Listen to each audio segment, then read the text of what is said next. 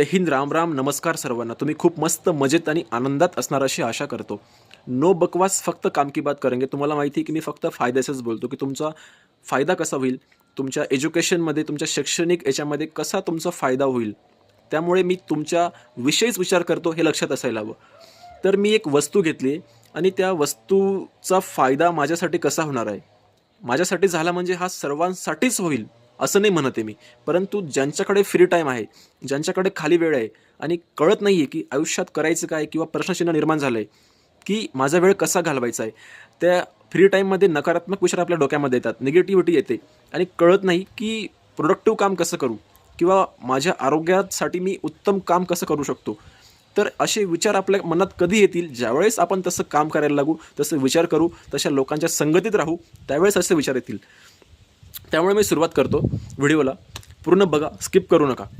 जो आदमी अपने काम में व्यस्त है वही अपने जीवन में मस्त है. जो आदमी अपने काम में व्यस्त है वही अपने जीवन में मस्त है. जो आदमी अपने काम में व्यस्त नहीं है वही अपने जीवन में त्रस्त है.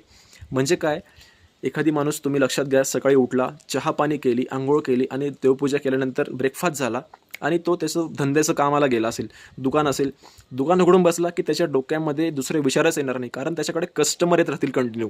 आणि कस्टमर आल्याने काय होईल की त्याच्या डोक्यामध्ये तेच चालू राहील की याला सेल कसं करायचं आहे, हे प्रोडक्ट सेल कसं करायचं आहे. त्यामुळे त्याच्या डोक्यात नकारात्मक विचार येणार नाही. त्यामुळे तो त्या विचारांमध्ये गुंतलेला राहील. जसं म्हणतात ना की खाली दिमाग शैतान का घर होता है.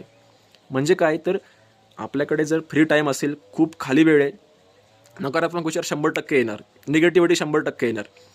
त्यामुळे विचारांना एंगेज ठेवायला शिका. कुठेतरी त्यांना एंगेज ठेवणं म्हणजे काय, तर विचारांना खर्च करायला शिका. खाली दिमाग, खाली मन ठेवायचंच नाही अजिबात.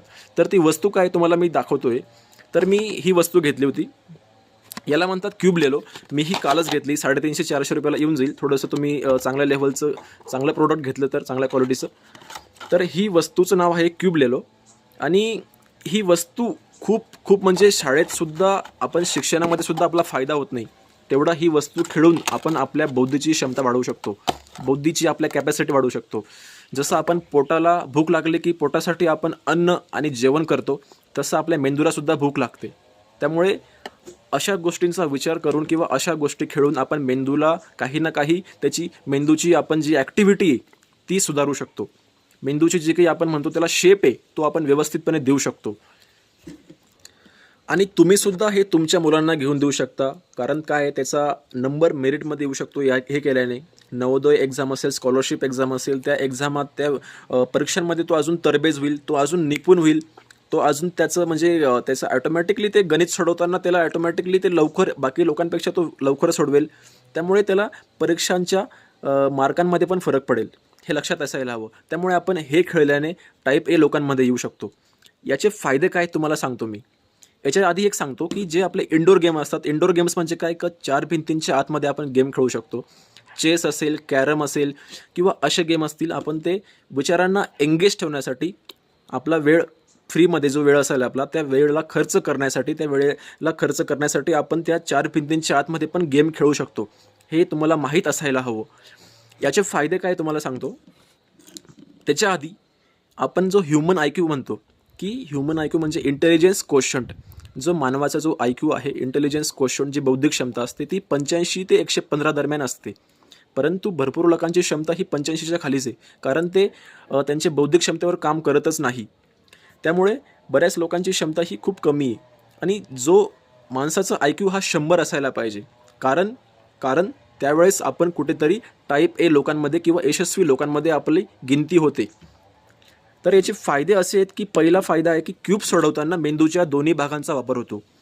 आपल्याकडे 2 मेंदू आहेत, छोटा आणि मोठा, त्या दोन्ही भागांचा वापर होईल. क्यूबचे तुकडे फिरवून ते योग्य जागी लावताना आपल्यातील व्हिज्युअल स्पेशल स्किल सुधारतात. हे जे तुकडे आहेत ते आपण ज्यावेळेस फिरवूया ना, आणि त्यावेळेस आपले स्किल सुधारतील. त्याच्यानंतर क्यूब सोडवण्यासाठी एकाग्रता लागते, माहीतच असेल तुम्हाला. त्यामुळे आपली एकाग्रता आणि लक्ष केंद्रित करण्याची क्षमता वाढते.